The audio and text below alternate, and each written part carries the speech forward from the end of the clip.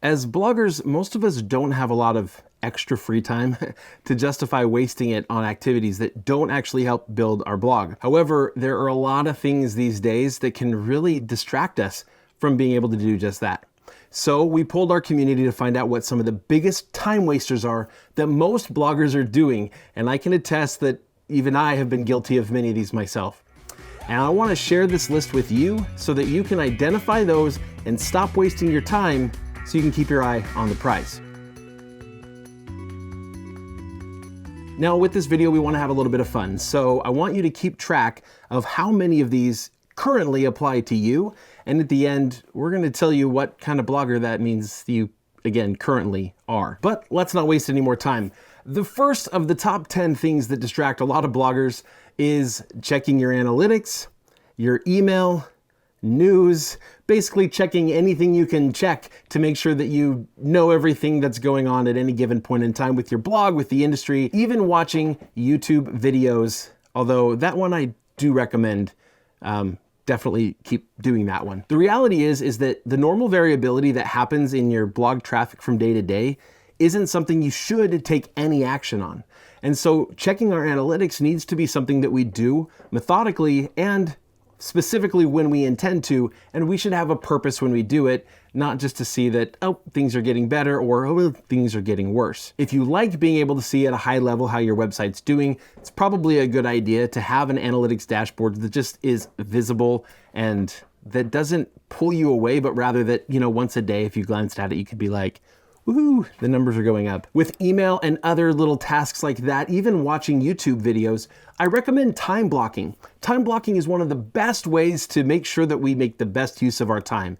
And that's where we dedicate specific time to specific activities. If you should be writing a blog post and you think, I wonder what Ricky said in the latest YouTube video, and then you go watch the video, you've just pulled yourself away from a task. And every time we switch tasks, we're wasting a lot more time and mental bandwidth. For any of these activities that you do, block out as much time as you're going to need to and plan that time specifically for that activity, and then plan other specific time for the important things you need to do.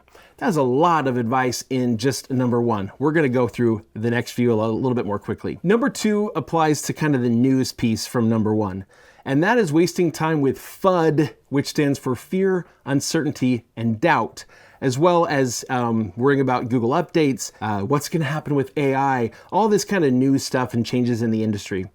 Yes, when big changes happen, we are probably going to need to know what's going on.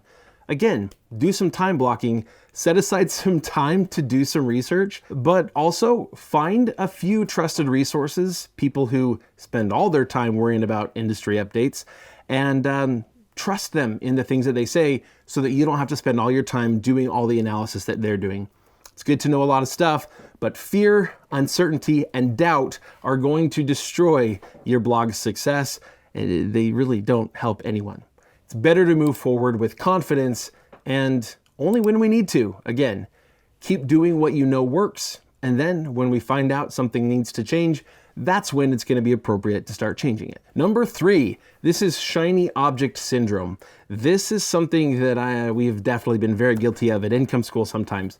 And that is when something interesting comes along and we suddenly shift our focus from whatever we're doing or should be doing to that. It could be a new project idea. Maybe it's like, ooh, you know what?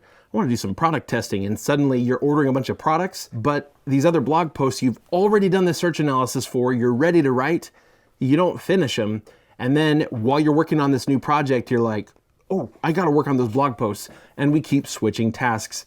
It kills the mental bandwidth. Don't do it. If there's an interesting idea for a new project that comes up, fantastic. Put it in your mind and then take it from your mind and put it on a list that you know you're going to come back to later. When you do that, it gives your brain permission to let it go so you can continue focusing on the thing you're doing right now. Number four, spending a lot of time on website design and just making things look cool. Special features and design are great, but not nearly as important as content. Design will come, focus on that when the time is right, which is usually after you have a bunch of content on your website. Number five, creating content that's very much focused on a search engine rather than on a reader. The reason that we end up wasting a lot of time on this is we do a lot of research to find out What are the most important SEO tricks to make sure that the search engines like Google are going to rank this content very highly? The irony is that Google is specifically targeting websites that are doing this and deranking them. That's because content that's written for a search engine and not a person isn't actually very helpful. The best thing that you can do is write content in a way that would be the most helpful for other people, and the search engine's gonna pick up on that. A lot of the SEO tools, even the plugins on our websites, your Rank Math, your Yoast, they're gonna give you all sorts of recommendations and give you an SEO score. And if you don't write for the algorithm, that SEO score might look pretty bad. Most of the SEO scores on my articles are pretty bad, and yet a lot of those articles rank #1, outranking higher domain authority websites all the time. So those tools are, again, an algorithm, and Google's algorithm is a lot smarter than those ones. So write your content for people, not for search engines, and don't worry about what those tools say your SEO score is. Number 6, this is spending way too much time on a specific individual article, trying to make it absolutely perfect. Here's the reality. Every time you publish a piece of content, by the time you hit publish, it will no longer be perfect in your eyes. I've discovered that for myself. Basically every video I've ever made, I don't like to watch it after I'm done filming it because I'm always going to judge it as not good enough for me. So I've had to learn to take a step back. The same goes for articles. I can spend 8 hours on a blog post, or I can spend 1 hour on it, and the difference in the output is not that big, especially if I already know the topic pretty well. And in the beginning, you'd need a lot of content on your website.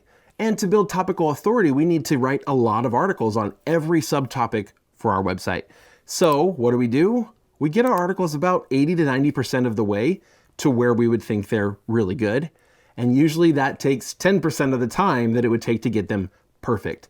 Do that, and eventually, when we see big opportunities, we can come back and craft some really perfect articles that actually have a lot of value.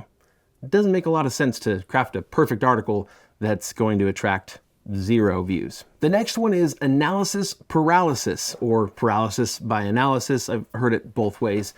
This is basically where we overthink something and then we actually take 0 action. People do this a lot when picking a niche. They say, well, this one's maybe a little too competitive, or this one, I don't know, maybe it's kind of seasonal, and they pick one weakness of it and they get so fixated on that they end up actually not moving forward with it. We do the same thing with specific article topics. You look at it and you say, well, this one seems kind of competitive. I don't know, what should I rate this competition level? There's a few other blogs, but some of them are on point and some aren't, but there's a government website in the mix, but it also isn't very helpful, and there's a few forums, and next thing you know, they're like, well, I don't know what to rate that. I think this is just going to be high competition, and then you don't do anything. So really, the default should be, if I think there's any chance, just write it. You're better off writing it than spending 3 or 4 or 5 hours debating whether or not to write it. Number 8.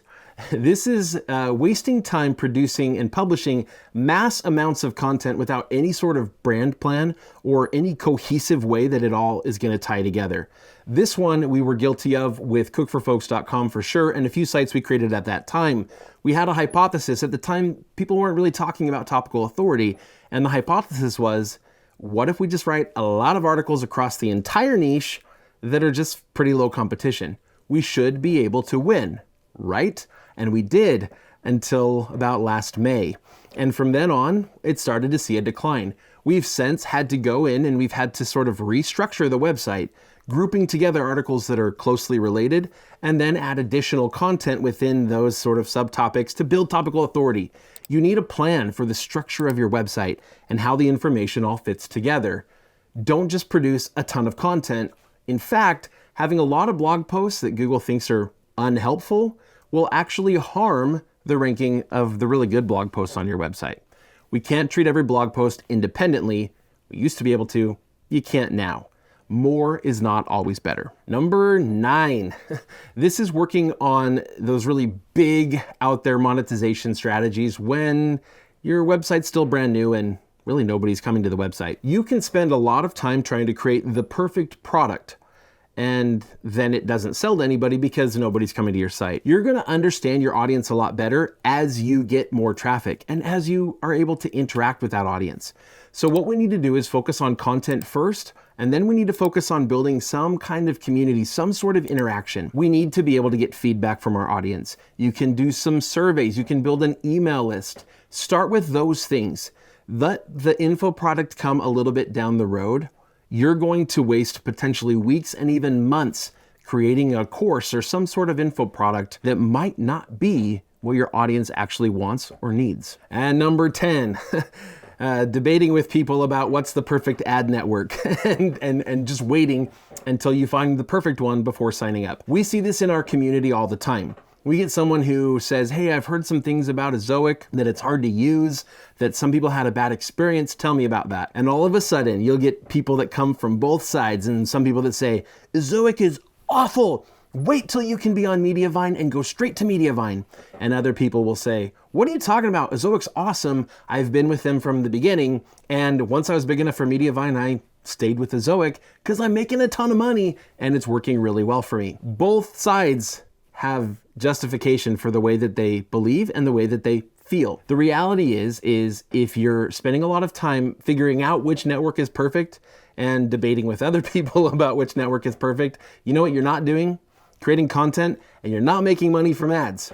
Go put content on your website, and then when you get to a point that you could place ads on your website, just decide, at this point, do I want to make a little bit of money, maybe around 10,000 page views a month? Do I want to make a little bit of money from ads? Great. Let's go sign up with Ezoic and get some ads on my website and grow it from there. Or if you say, you know what, I'm okay, I'm not hurting for money right now. I just want to focus on growing the website and I think I'm excited for Mediavine. I'm just going to wait a little while. That's fine. Do that. Just make a quick decision and stick with it. The biggest waste of time here is when you can't decide which one to do, and so you do nothing and you miss out on the opportunity to earn a good income from ads. Those really are 10 of the biggest time wasters a lot of bloggers are guilty of. So here is the fun part. What type of blogger are you? If you're guilty of all 10 of these, we're going to classify you as a goldfish. You just can't stay focused on one thing for very long. If you're 7 through 9, we're going to classify you as the squirrel. I don't know if squirrels have a hard time focusing, but certainly other animals have a hard time focusing when they see a squirrel. And so that's it. 7 through 9, you're the squirrel. If you're currently guilty of 4 to 6 of these, we'll classify you as the monkey, swinging around and doing things that are productive, but still very, very energetic. If you're only guilty of 2 or 3 of these things, first of all, congratulations. We are going to classify you as a beaver who stays extremely focused on the task at hand until it finishes building that dam. And for those of you who are guilty of none or just one of these things, you are an ant. You are the person who is dedicated and working and building something basically incredible that most people look at from the outside and probably don't fully understand. But what you're building is amazing and awesome. So congratulations. And now I encourage you to comment below. What was the category of blogger that you fell into right now? And what are some of the most common wastes of time that you find? Maybe some that aren't even on this list. And no matter where you are, work on this, work on becoming more like an ant or a beaver than, a squirrel or a goldfish. We only have so much time, so let's use that time to be as productive as we possibly can.